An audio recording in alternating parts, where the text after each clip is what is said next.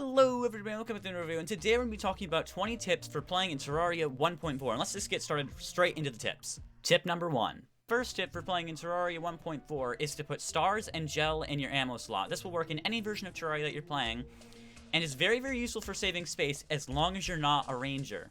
Tip number 2. The second tip for playing in Terraria 1.4, or any version of Terraria really, is to go exploring at daytime and go mining at night. Exploring during the daytime is way safer than exploring during the nighttime, meaning when you're weak in Terraria, you can spend your time underground at night, which is already dangerous in the first place and really doesn't make a difference at night, and spend the time when it's safer at day exploring. Of course, when you get stronger in Terraria and you begin to be able to handle the nighttime, it's better to go exploring at night to gather stars. Tip number 3. The third tip for playing Terraria 1.4, which has one exclusive 1.4 feature, is using the money trough and the void bag for extra storage.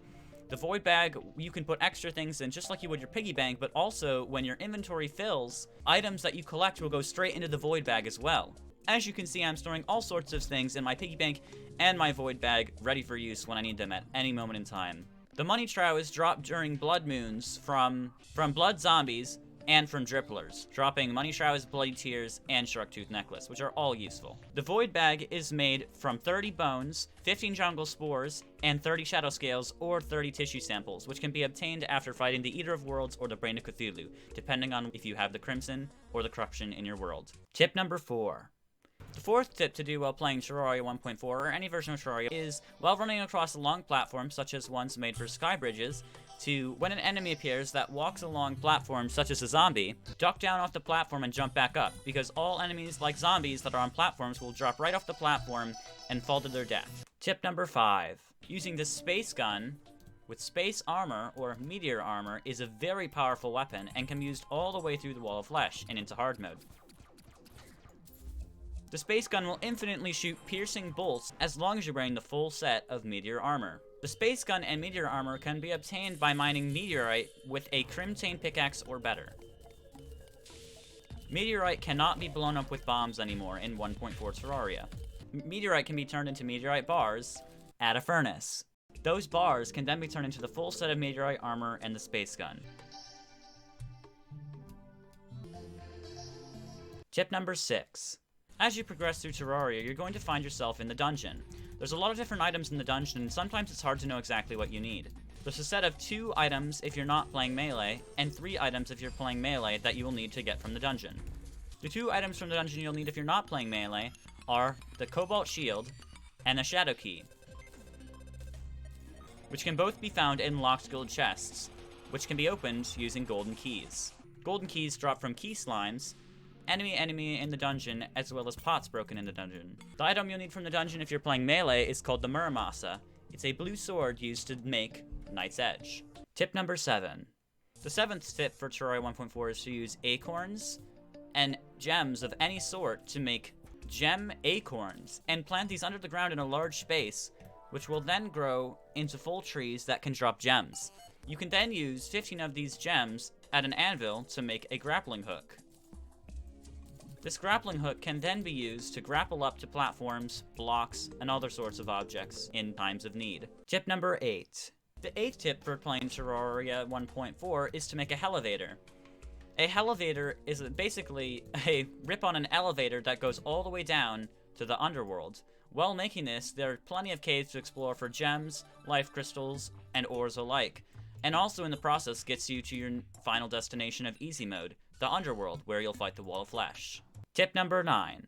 The 9th tip in Terraria 1.4 is to use pylons, which can be bought from NPCs, which live in a town of 2 NPCs only that love their biome and the NPCs they live in.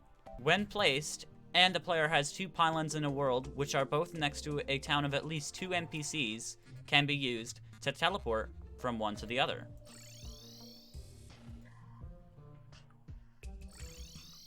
While placing your pylons, you should spread them apart around the world, making it easy to access points of interest in your world, such as the dungeon or the jungle, to move your NPCs around and hence make it easier to get pylons you can right-click and then left-click on a different NPC in the menu by clicking the housing menu while your inventory is open, and place another NPC in that house.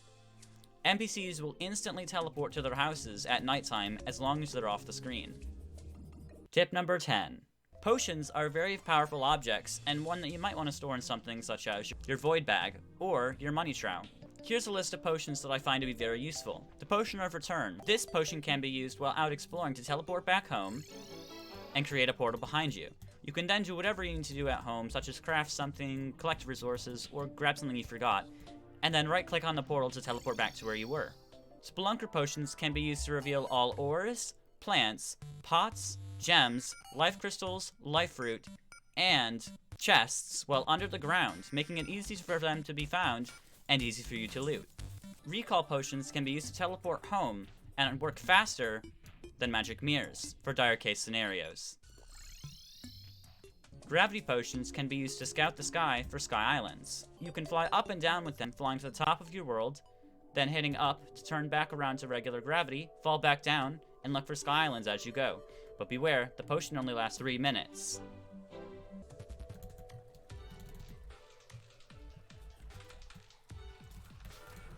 Obsidian skin potions can be used for mining hellstone while in the underworld. Also, while in the underworld, it's a great idea to scout through a lot of the pots in the houses, as it's quite easy to obtain healing potions from them. Lastly, never underestimate the power of potions. Potions can be used a great deal to help you a ton in boss fights, such as potions like Iron Skin or Life Force, which creates 20% extra life, or Regen, which provides extra life regen. There are plenty of potions which can be used during boss fights or even in general, so don't underestimate them. Tip number 11. Grenades, which are sold from the Demolitionist and can also be obtained from pots, are a very strong early game weapon which can be used all the way up until Skeletron or the Wall of Flesh. They're quite cheap, easy to buy, and the Demolitionists can move in as soon as you have bombs in your inventory. Tip number 12. You can take your extra bars, especially Hellstone bars, and sell them for tons and tons of money. Since Hellstone isn't that hard to get with Obsidian Skin, it's totally worth it. 46 gold for 106 Hellstone bars. Not bad. Tip number 13. Tons of us just mow down trees and don't replant them, which is reasonable, but it's very, very helpful to replant your trees. Trees can be replanted and grow quite quickly, giving you, really, an infinite supply of wood. So make sure you replant those trees. Tip number 14. A watch is a very useful object made from 10 gold or platinum bars and from chain. Go to your anvil with a lead bar to make 10 chain, and then get 10 gold and 1 piece of chain and head to a table and chair. You can then craft a watch. A watch will tell the time for you at any moment in time. Tip number 15. Getting the Goblin Tinkerer is a great idea, as the Goblin Tinkerer can reforge your weapons and give them better modifiers, or worse ones, and also sells rocket boots and a Tinker's Workshop, both of which are very important for later game progression. To get the Goblin Tinkerer, you'll need to fight the Goblin Invasion. The Goblin Invasion can randomly occur at any point in time if it's daytime, with at least 1 Crimson or Shadow Orb broken, and the player must at least have 200 health or more. Once the Goblin army has been defeated, you'll need to go looking underground for the bound Goblin Tinkerer. Tip number 16. While playing Terraria, it's a good idea to favorite your best items so you don't accidentally throw them on the floor or even trash them. To favorite an item, simply hold left alt and left click on an item. If you're playing in console edition or on mobile, there's a different control to do this. Once an item is favorited, it can't be thrown or auto-trashed. Tip number 17. Although it may be daunting, it's a great idea to sort out your inventory and make sure everything is right where you want it, so you don't struggle to find something while fighting a boss or in a dire situation. Tip number 18. Make sure to break your gravestones when playing, or else you'll get a graveyard. But beware when breaking them, because ghosts can spawn when you do. Tip number 19. Bee-nades are an extremely strong weapon that can be used against Skeletron and any enemy before that, as long as the Queen Bee has been defeated. Tip number 20.